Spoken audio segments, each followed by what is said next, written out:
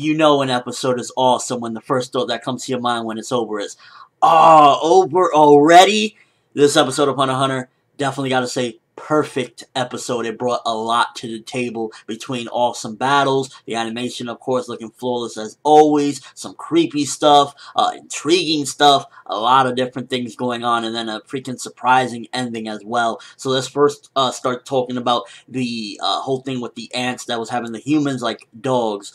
That shit right there, creepy as hell. It was cringeworthy to look at, because it was just like, you got them acting like dogs to this guy, and then he's killing them like he don't even give a shit, and they kind of gotta go in Killua, and Kite tells them, yo, you gotta look, because you don't know if in that moment that he's crushing them, he decides to attack you, and you're gonna be blindsided. So that was even more crazy, and it just goes to show that the more deeper you go into being a hunter, the worse things will get. Like, look, perfect example, you gotta watch people being murdered in front of your eyes just so that you don't be attacked. That shit was crazy, and it really just, like, this arc is so dark. This is definitely the darkest arc in Hunter x Hunter, and one of the darkest shonen arcs in general. People are just getting slaughtered left and right, getting beheaded. Then you got Killua's match with the one ant that he was fighting, and Killua just, like, as soon as he snaps back into his assassin ways, he don't give a shit. It's like, whatever, he beheads you, he cuts your head off, and it thinks nothing of it. That right there just goes to show that Killua's a badass. He's one of my favorite characters in all of Hunter x Hunter. There's no way you cannot tell me that Killua is anything less than a badass. He's amazing. Come on.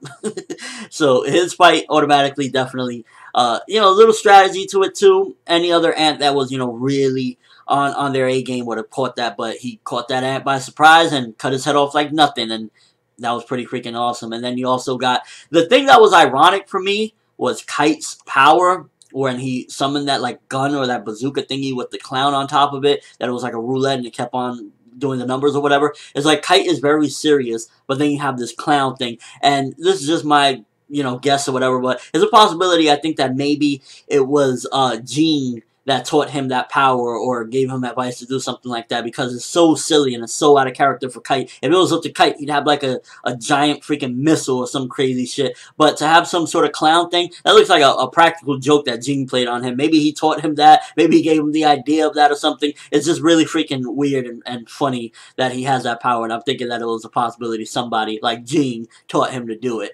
So that was kind of funny. And also, if that was a 4 that he used on that one ant, and he took the ant out, it was like a bazooka, what the hell would a 9 be? I really want to see what the hell a 9 is. I hope we get to see what a 9 is before this arc is over. I would love to see that. So that was freaking funny as hell. His match with the ant, I didn't expect him to lose to that ant at all. He was, swifting around real easily, and he got him. He got him. So that was freaking awesome. And last but not least, Gon's fight, which I believe he was the first one to match up with his opponent, but he was the last one to finish.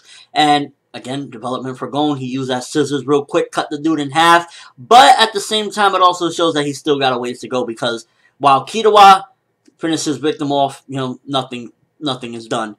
Kite finished his dude off, done. Gon, he chopped him in half, and if it wasn't for Kite, Gon would have get, they would have put poison in him, and it would have been a wrap for Gon. So Gon still needs a little bit more training, a little more discipline to go, which is a shame, because he did train like a freaking rabid dog in Greed Island, but he's still got a bit of a ways to go. It's clear as day, because, you're turning your back on the enemy, even though they're like ants, so you should have thought a little bit more of the way through.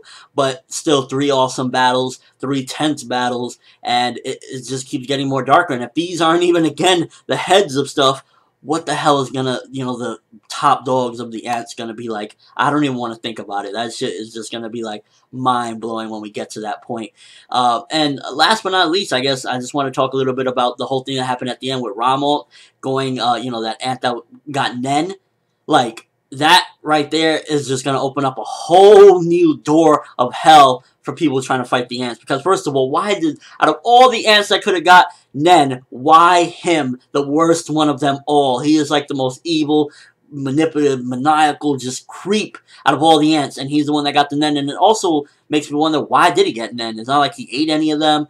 So it's got me curious, like, why did he get Nen? Did he just learn it? Did he adapt it? Is there something in his genes that allows him to copy other people's maneuvers or something? I don't know. It just, why did he get Nen? That's one of my big questions, but definitely it's going to get only more tense from here on out. It's going to get only more deadly from here on out. If he got Nen and he wants revenge, just wait till he shows up. And they had a little bit of a difficult time with them.